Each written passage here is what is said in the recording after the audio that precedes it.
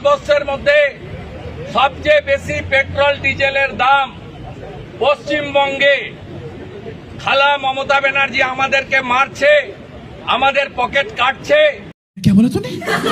Wake up to reality.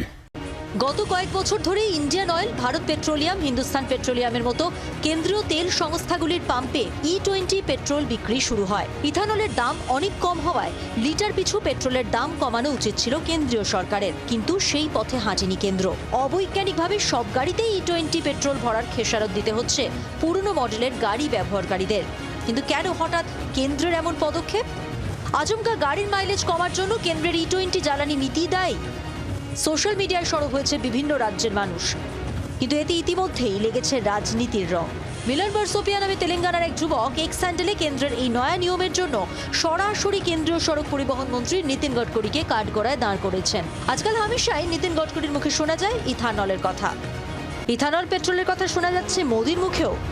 We have commenced the rollout of 20% ethanol blended petrol this year.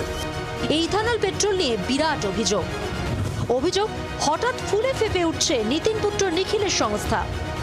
গত বছর জুনে এই সংস্থার আয় হয়েছিল 18 কোটি টাকা। এবছর জুনে নাগপুরের এই সংস্থার আয় বেড়ে হয়েছে 510 কোটি।